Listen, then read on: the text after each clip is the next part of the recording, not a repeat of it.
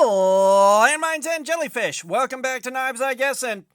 After you take away the bread, cheese, lettuce, tomatoes, and mayonnaise, what have you got?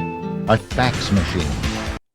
But, do me a favor and hit that like button or you'll make me sad. And this week we're carrying, the Kaiser Critical Mini. So this came from Adam for America in a trade, so let's thank him for making this happen. I feel like I got the better end of it by quite a bit. But let's take a look at what we're holding, because it'll bother you if I don't. And you know I love you. So, first things first and most importantly, the pocket clip is tip up, which is the Lord's carry. We got the green micarta, not reversible. We got a flipper tab. Let's flick the bean. And we got 3 inches of 3V steel. So they call this the Vanguard Critical Mini, probably because it's the upgraded version.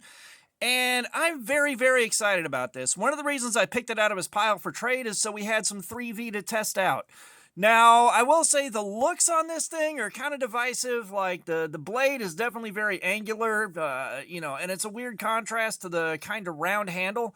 I think it looks okay. Some guys think it looks really, really cool, and some guys think it's uglier than a $2 hooker.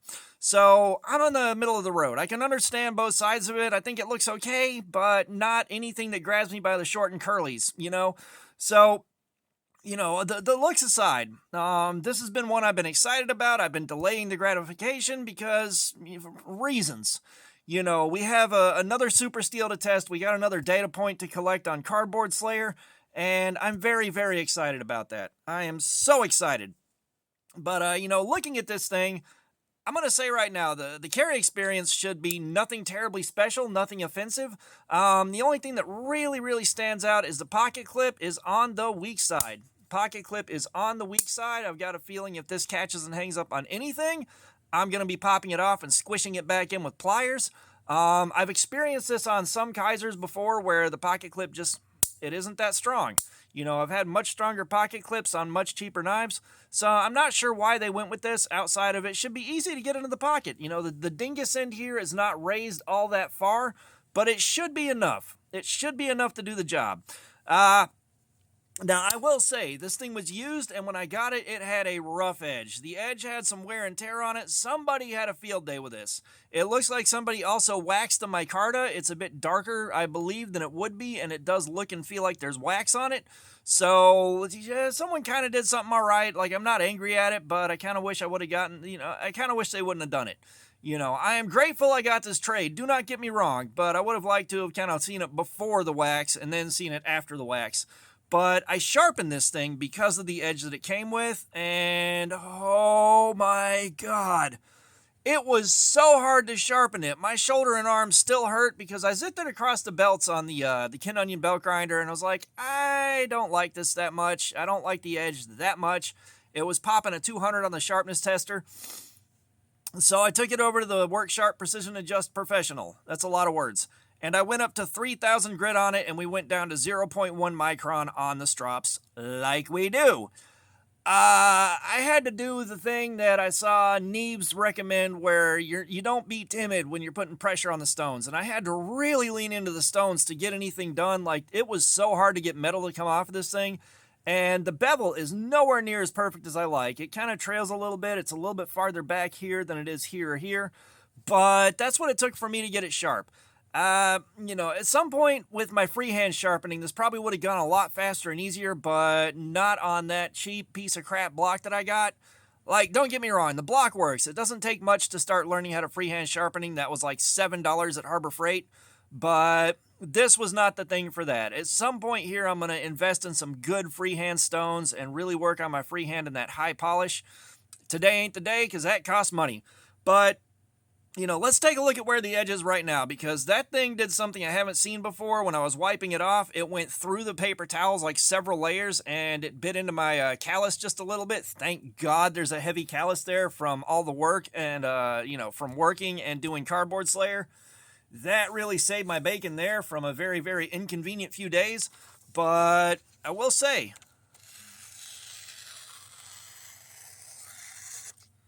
effortless. Like, I do like how the edge is performing now, at least on that cut. I have not popped a test on it on the edge sharpness tester. So, Let's see how that does. I'm going to wipe off the paper dust because that has affected the tester in the past. It is kind of sensitive about stuff like that. But this is the sharpness tester you guys provided through your super chats, your channel memberships, what have you. So thank you for the support. I will always be grateful. And how it works is it measures the number of grams of force it takes to cut through the wire on this calibrated test clip. The lower the number, the better. I like to see my stuff in the 120s after I sharpen it, but we'll see what we got here. Everyone stand back. I'm arming the boy. Eh!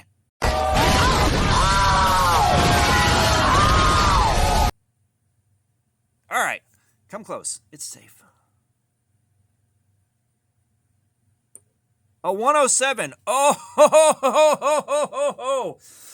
With higher grit stones, I probably could have gotten that down below 100, but that is still so good. Like, it's not very often I see it below the 120s, and that's partly because we're almost always doing budget steels. We're almost always doing lower HRC budget steels, and of course that always comes back to bite us on the overall sharpness. Let's test a little farther back. Another 107. Oh, man. I'm happy to see that. I am happy to see that. I went as slow as it was necessary to go to get that to pop, but I am so happy to see that. Oh, man. And, you know, I am excited about this because it's not very often I get to carry something I sharpened for the week. You know, we like running on the factory edge and running them how they came. But since this was used and it had an edge that was beaten half to death, I am perfectly fine with carrying something I sharpened and just enjoying that for a change. You know, like it's not a toothy edge, so there's going to be some things that doesn't do so good. But for like cardboard and stuff like that, oh my God, it is going to be good. I will say the detent on this is quite strong, so there's no centrifugal open on this. Like the detent is quite strong, which I'm not against. I am not against whatsoever.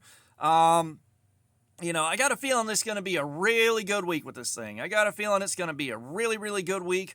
I am so happy with how that sharpened up. And again, that took so much effort to get it broken down because I did 17 degrees per side, like you do.